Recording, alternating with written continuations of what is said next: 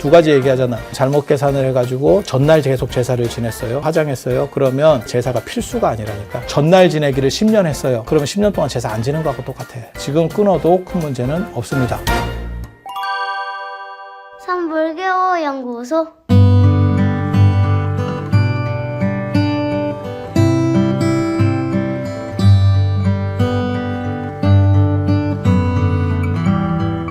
불교에는 기제사가 없습니다. 정확하게 말하면. 제가 서두에서 말씀드렸지만, 불교는 기제사가 아니고, 불교는 제예요, 제. 이거 글자도 다르고, 한글도 다르고, 한문도 다르고, 도대체 이거를 왜 착각하는지를 모르겠어. 그리고 스님들 중에서 저를 또 싫어하는 사람들이 있어요. 왜 납골당 해갖고 기제사 같은 거 이렇게 하면서 수익을 내는 사람들이 있거든. 정확하게 말씀드리면 납골당 절시설로 들어올 수 없습니다. 근거 전혀 없습니다. 만약에 있었으면 고려나 그 다음에 통일신라 같은 데서 누군가 했겠지. 그 자료가 없지만 뭐 있을 수 있는 거 아니면 기록에 요만큼도 안 나와. 그리고 그 당시에는 납골을 하는 게 아니고 산골을 했어요. 산골을. 그거 네가 어떻게 아느냐? 지금 저 국립중앙박물관에 가면 가장 불교 전시관에서 메인 유물로 되어 있는 게 국보 78호, 그 다음에 83호의 금동 방가사유상이에요. 금동 미륵보살 방가사유상 두 점이 있고, 그 다음으로 유명한 게 그 불상 쪽에 들어가시면 제일 메인으로 있는 게 감산사 관음보살상하고 미륵보살 돌로 되어 있어요. 그래서 그 뒤에 비석처럼 글을 새겨서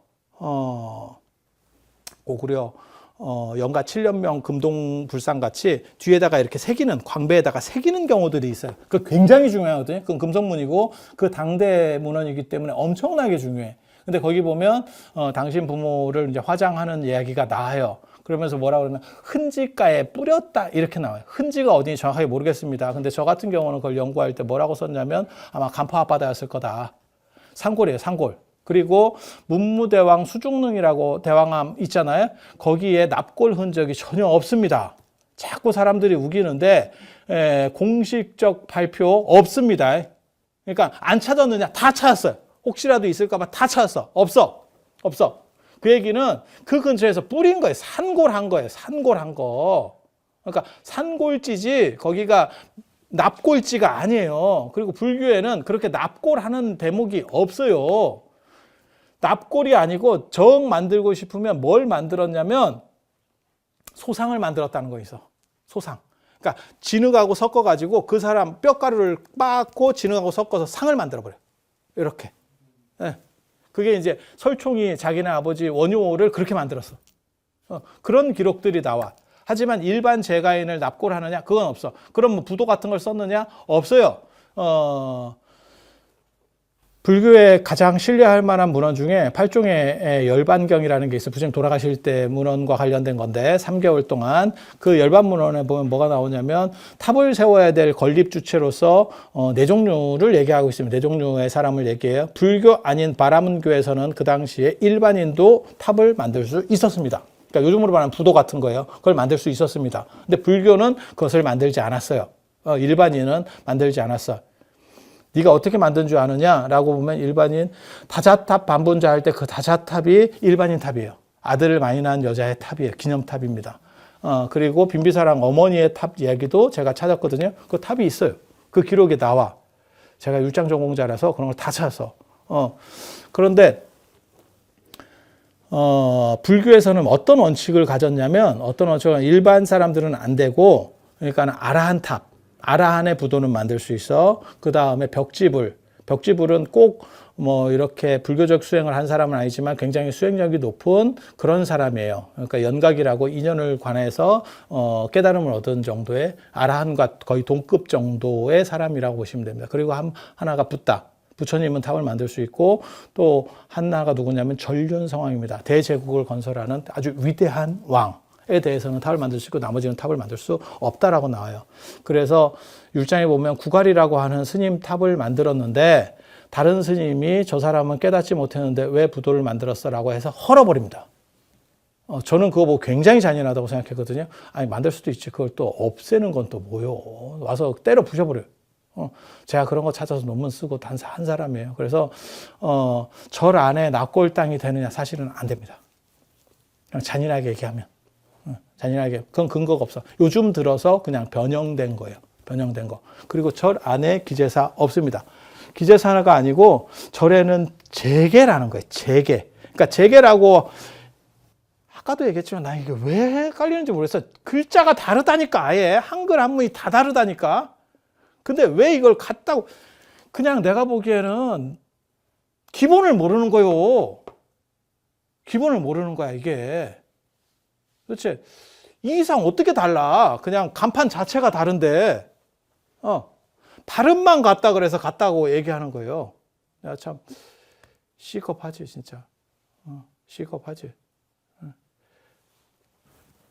그래서 그냥 제계가 뭐냐면 우리가 지금도 해요. 포교사들이 하는 팔제계 그리고 고려시대 때 팔관제, 팔관회를 개최했다라고 말하는 이런 게 제계예요.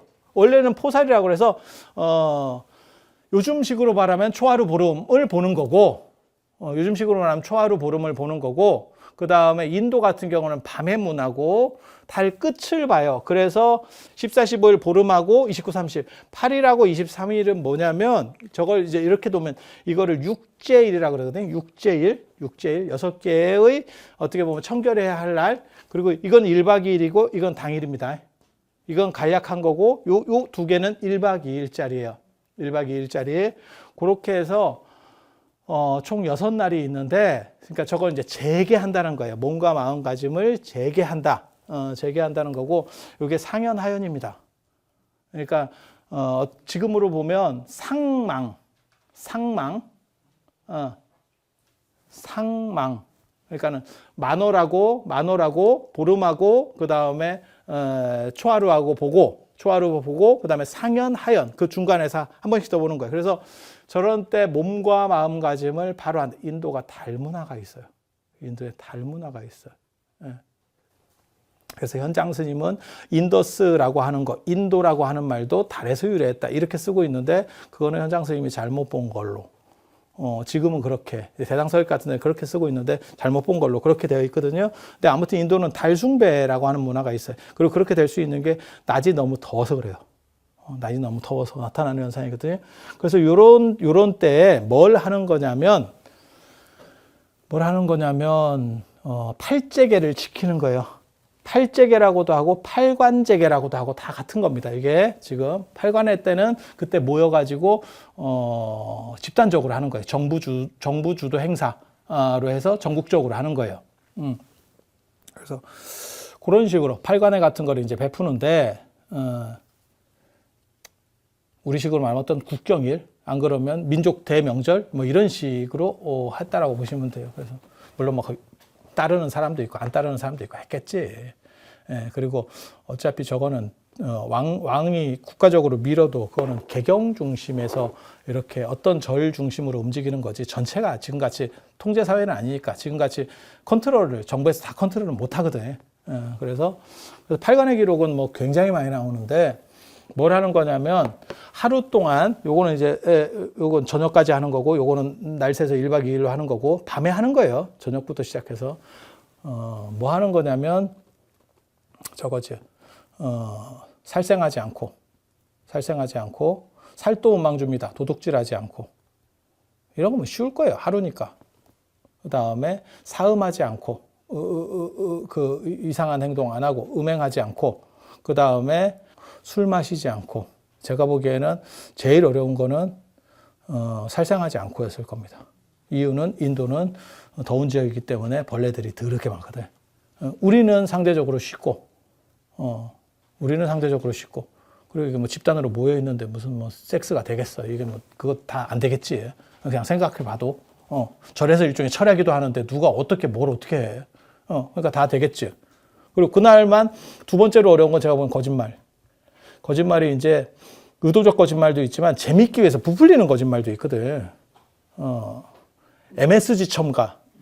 이게 생각보다 버릇이 돼가지고 빼기가 쉽지가 않아. 그래서 그런 쪽에서 문제가 생길 수 있어요. 이걸 5개 살도, 음망주 5개입니다. 요 8잭에 나중에 요 자막 같은 식으로 해가지고 한번 넣어주세요. 그 다음에 뭐가 있냐면 부자와 고광대상, 높고 너른 자리에 앉거나 눕지 마라 라고 하는 게 있어요. 인도 사람들은 그런 거 되게 좋아하는가 봐. 그러니까는 낯나는 거 하지 마라. 정확하게 말하면 낯나려고 하지 마라. 조금 사람이 낮게 하심해라 라고 하는 게 있고, 그 다음에 불착함한 불향도신, 그러니까는 몸에 불착함한 불향도신, 불관 가무창기 이렇게 나오는데 뭐냐면 우리는 이걸 다 외워요. 이게 3위10개 안에 다 들어간 거고, 저 같은 경우는 아직도 행자교육을 계속 시키고 있기 때문에, 제가 본사교무에서 계속 행자교육 시키고 있기 때문에 이거 그냥 줄줄줄 나옵니다. 그건 뭐냐면 몸에다가 이거 장신구 하지 말고 꽃 같은 거, 무슨 꽃을 이렇게 무슨 이게 동막골도 아니고 꽃꽃냐 이러는데, 그게 아니고 인도는 꽃으로다가 이렇게 꽃목걸이를 만들어요. 그걸 화만이라고 합니다. 화만. 이렇게 꽃목걸이 걸어주는 그런 게 있어요. 그런 거 하지 마라. 그 다음에 향수나 향유나 이런 거 몸에 바르지 마라.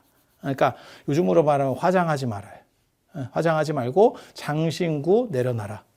인도는 참고로 말씀드리면 장신구 문화가 있다 그랬잖아요. 왜냐하면 덥기 때문에 옷을 제대로 안 입으니까 장신구가 화려하거든요. 그거는 보살상이나 이런 거 보시면 그런 거를 다 내려놓고 소박하게 하루를 재개해라 라고 하는 거고, 또 하나가 뭐냐면 불관 가무창기라고 하는 건 뭐냐면 노래 부르고 춤추지 말고 그런 것들을 보지 마라. 정신사나운 거 하지 마라 라고 하는 거예요.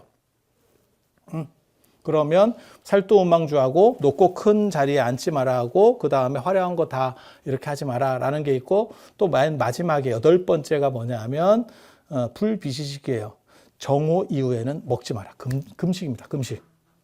금식. 금식이 몸을 정결하게 한다라고 하는 거는 그거는 전 세계적으로 있는 문화 중에 하나예요. 그래서 저 이슬람의 라마단은 한 달짜리가 걸리는 거고, 그렇게 가는 거고, 그 다음에 금식이 아닌 경우에는 금지식을 두는 경우들이 많습니다. 종교에서. 금지식. 그래서 뭐뭐뭐는 먹지 마라. 라고 하는 규제형 조항을 만들어 보는 거예요. 그래서 금지식은 상시를 우린 거고, 금식은 그날만. 그래서 아침까지만 먹고, 그러니까는 정확하게 말하면 한 아점 먹고 12시 이후부터는 그날 돌 때까지, 하루 끝날 때까지 먹지 마라. 그래서 몸과 마음가짐을 재개하라. 동아시아로 오면 물이 조금 더, 우리나라 같은 경우는, 중국은 아니고요, 우리나라는 물이 좀 더 많아지면서 목욕재개로 바뀌죠. 목욕을 해서 뭔가를 처리하려고 하는. 근데 사원에 들어가거나 종교시설에 들어갈 때 몸을 씻는다라고 하는 개념은 다 있어요. 그래서 이슬람 같은 데서 모스크 앞에 보면 수도꼭지가 쫙 있는 게, 그게 손발 씻고 그 다음에 입 헹구고 들어가서 자기가 기도문을 외울 건데 그렇게 하라는 거고, 그게 안 되면 모래가 있어요. 그럼 모래로 씻고 들어가. 이 사람들이 모래로 이렇게 닦고 들어가. 불교에도 개울이 있었던 이유 중에 하나가 뭐냐면, 동아시아에는 그렇지 않고 인도는 저 앞에 개울이 있었던 게 발 닦고 들어오라고 하는 그런 문화가 있는 거예요. 그래서 이런 식의 재개라는 거예요. 이 재개. 그래서 요거는 완전히 달라. 완전히 달라. 기재사하고는 완전히 달라. 하지만 고려시대 때, 그래서 불교에서는 얘기하잖아. 사식구제, 천도제, 예수제, 영산제, 수륙제지. 이 제자는 단 한 개도 없다니까. 이 제자는 다 밖으로 제자지. 그리고 저기서 핵심은 뭐냐면, 그 돌아가신 분이나 안 그러면 살아있는 사람이 몸과 마음가짐을 바로 함으로 인해서 내 업이 맑혀서 천도된다는 거예요. 밥 먹는 게 중요한 게 아니에요. 거기에는 경전을 읽어주는 게 메인입니다. 유교의 제사는 밥 먹는 게 메인입니다. 그것도 밥도 고기 반찬이 메인입니다. 고기에 환장한 문화이기 때문에, 이유는 여기가 농경사회이기 때문에 고기가 귀해서 그런 거예요. 그리고 상시 보관도 안 됐고, 그러다 보니까 가끔 먹는 고기에 눈이 돌아가는, 지금까지도 어떻게 보면 너무 비극적인 게, 연세 드신 분들은 고기를 먹어야 뭘 대접받은 것 같다라고 하는 문화가 남아있는 게 지금까지도 있는 거고, 지금 젊은 분들은 뭐 전혀 그렇지 않죠. 이미 다 풀린 세대에 살았기 때문에. 그래서 이 죄는 없어. 이런 거는 전부 재개해서 그 에너지를 가지고 쓰는 거예요. 그리고 이건 다 요 문화입니다. 요 재개 문화입니다. 그런데 뭐가 있냐면, 고려시대 때까지 불교가 전체를 다 지배하던 상황이고, 그 다음에 돈 많은, 그 당시에 권력자들, 쉽게 말해서 귀족들이 자기 사찰을 가지고 있는 거예요. 내 절이 있다니까. 그러면서 제사를 집에서 지낸 게 아니고 절에서, 내 절이니까 내 제사도 좀 지내 라고 했을 때 그거를 스님들이 이렇게 틀어간 겁니다. 그래서 소제로 지내고, 그러니까 요 정신을 가지고 제사를 세탁한 거지. 우리식으로, 불교식으로 바꾼 거죠. 그래서 채소 중심으로 지내고 차 중심으로 지내고 낮 제사를 하고, 이거는 추모예로다가 바꿔버리는 거예요. 그러니까 기제사 플러스 불교의 재계라고 보시면 되겠어요. 요게 불교식 제사. 그래서 유교 제사하고는 사실은 많이 다르다더라 라는 생각을 해볼 수 있습니다. 그래서 차례는 사실 불교식으로 하는 게 맞는 것 같고, 기제사는 불교는 안 맞아요. 정확하게 말하면 안 맞아요. 그런데 그걸 어거지로 맞춰놓은 겁니다, 지금. 그런데 또 되게 재밌는 거 보세요. 불교도 유교 거를 해주긴 해줘야 되는데 기분이가 나빠. 그러니까 어떻게 돼요? 내용을 바꿨죠. 비슷하게 하면서 내용을 바꿨죠. 그런데 유교도 불교가 1000년 동안 신라시대, 고려시대까지 1000년 동안 지배 이데올로기를 하면서 다 쉽게 말해서 판을 장악한 거야. 그런데도 불구하고 유교도 이거는 바꿀 수가 없다는 거죠. 그래서 뭘로 했냐면 조선이 들어서고 난 뒤에 육제 계속 쓰고 있는 거고, 지금까지 밤제사를 최근에 바뀌었고요. 요거 계속 하고 있었고, 그 다음에 당일날 12시에 하고, 그 다음에 화장은 불가능합니다. 화장은 아예 유교에서는 진짜 시신이 터져서 죽은 거 외에는 화장 안 했습니다. 그거는 저희 어렸을 때만 하더라도 여러분이 아실 거예요. 화장하는 집 없습니다. 화장을 하면 뭐라고 얘기하냐면 사람 2번 죽인다 했어. 그런데 지금은 화장을 할 수밖에 없는 상황이 된 거예요. 그리고 절에서는 그 당시에 만약에 뭐 돈 많은 사람이 내가 내 절이 있어. 내가 굉장한 귀족이야. 그래서 내가 뭐 100억, 200억을 들여 절 하나를 지었어. 그리고 내가 운영비까지 다 됐어. 그렇다고 이게 부도가 남아있냐? 하나도 없죠. 그런 사람 부도 남아있다는 얘기 들어봤어요? 하나도 없죠. 그건 뭐예요? 흩었다는 얘기예요. 그래서 납골당 원래는 절에 없었습니다. 기독교 같은 경우는 유럽의 성당 가보면 전부 성당 옆에가 큰 묘지가 있어요. 그거는 걔네는 원래 걔네 룰에는 예수가 재림을 하면서 죽었던 놈이 부활해요. 부활신앙이거든요. 근데 그게 말이 안 되는 거지. 나중에는 언제 내려오지도 않고 이놈이 약속을 어기는 거지. 내려오지도 않는 데다가, 그 다음에 시체는 다 썩었지 부활할래도 뭐가 있어야 하지. 이렇다 보니까 어떤 일이 벌어져요? 그러니까 죽은 뒤에 뭐 심판을 한다는 등 이렇게 이제 약을 바꿔서 팔게 된 거죠. 그렇지만 그 전통적인 믿음이 있기 때문에 성당 옆에다가 다 이렇게 묻게 되는 거고, 그래서 제가 얘기하잖아요. 가장 대단한 사람이 묻혀있는, 영국 역사에서 가장 대단한 사람이 묻혀있는 묘지, 웨스트민스터 사원. 영국의 왕실 사원. 일본으로 얘기하면 저 야스쿠니 신사지. 어떻게 보면. 걔네 영웅들이 모여있는. 우리는 관점이 다르지만, 그래서 그렇게 간다고 생각을 하시면 돼요. 그래서 완전히 다릅니다. 그리고 우리는 전통적으로 묘지를 갖고 있지 않아요. 그러니까 사찰에서는 묘지 관리가 없습니다. 주변에 묘지 있다 이런 얘기 들어보셨어? 뭐 납골 유적이 나온다던가 큰 절들에 있어? 하나도 없어요. 그러면 요즘 조선시대 절이니까 그렇죠. 고려시대나 이런 때 파면 나옵니다. 유구가 나옵니다. 없습니다. 그러니까 이거 다 뿌렸다는 얘기예요. 그러니까 문화 자체를 보존하는 문화가 아니에요. 일본 같은 데는 가보니까 절 옆에 이렇게 납골해가지고 전부 묘지를 갖고 있던데요. 그건 도요토미 히데요시가 단가제도라는 걸 두면서 그 당시 화란, 네덜란드 쪽으로 해서 기독교가 들어오니까 그게 위험하다고 생각해서 모든 일반, 그 당시 일본 국민들을, 백성들을 절에다가 결부시키기 위해서 만든 특수제도입니다. 그러니까 그게 일반적인 사찰에서 일어나는 현상들이 아니에요. 그러니까 뭐 중국에도 없고 예를 들어서 우리나라에도 없어. 일본에만 있어. 그걸 단가제도라고 하는 거야. 단가제도. 덕천가강이 더 강화시켜. 그래서 다 유래들이 있는 거예요. 그리고 절에서는 위패만 모셨어.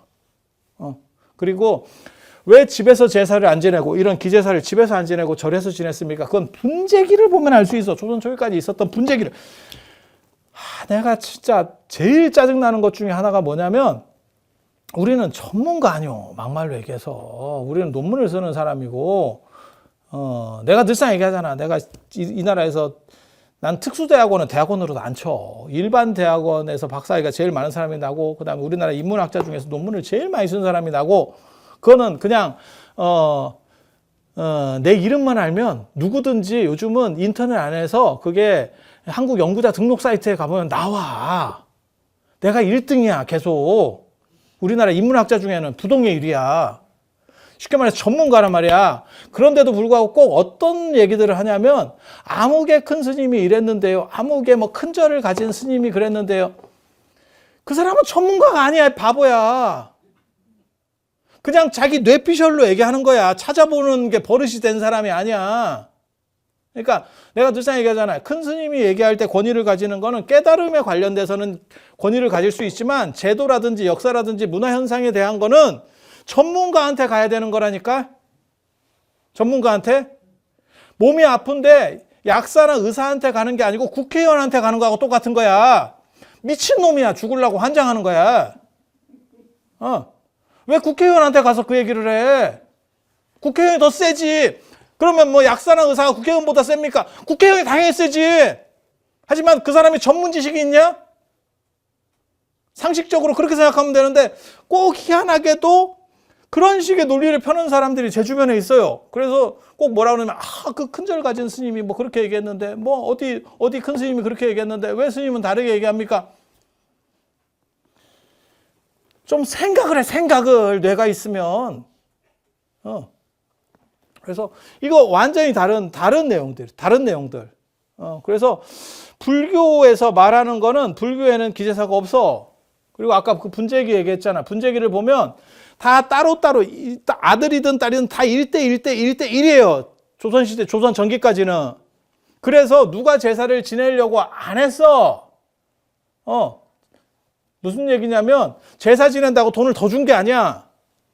그러니까 무슨 일이 벌어져?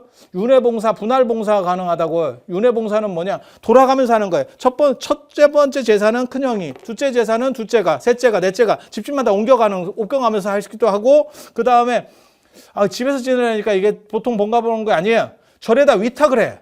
그래서 그 비용을 첫째가 내고, 둘째가 내고, 셋째가 내고, 넷째가 내는 거예요. 그러니까 제사 방식이 유교식하고는 상대적으로 다를 수밖에 없었고, 그게 불교 시대를 거쳤기 때문에 나타나는 현상이고, 또 한 가지는 뭐냐? 불교에서 저 제사를 틀어놨기 때문에 그래요. 이미 1000년 동안 이렇게 바꿔버렸다고, 룰을 수정을 했다고. 그래서 그게 가능했던 거고, 그 다음에 분할봉사는 뭐냐? 분할봉사는 내가 그 어른하고 굉장히 가까웠어. 내가 외할머니랑 너무 친했어. 그러면 외할머니 건 내가 도구로 할게. 딴 사람 다 신경 쓰지 마. 너네는 그냥 참석만 해. 내가 그 돈이 얼마나 들어도 그런 걸 보고 원력 사업인 거지. 원력 사업. 쉽게 말해 내가 좋아서 이 어른 건 내가 꼭 모시고 싶습니다. 이렇게 가는 거예요. 그래서 뭐 지차가 지내고 이게 없어요. 그냥 내가 하고 싶으면 하는 거야.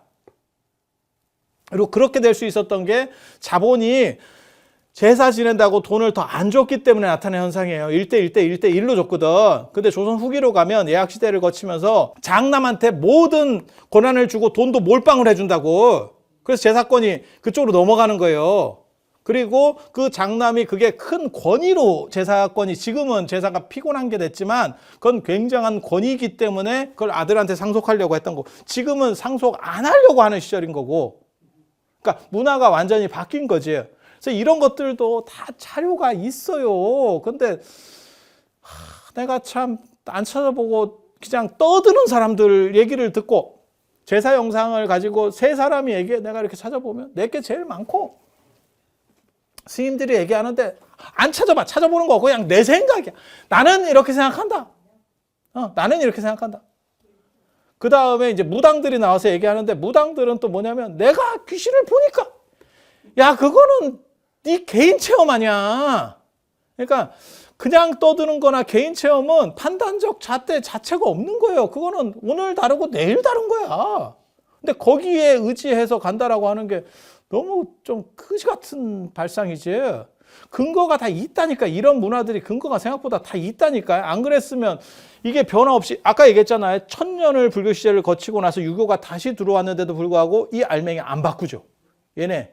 이거는 양보 못해라고 한 거예요. 1000년 동안 화장했어. 문무왕부터, 정확하게 말하면 우리나라 불교인 중에서 가장 먼저 화장한 사람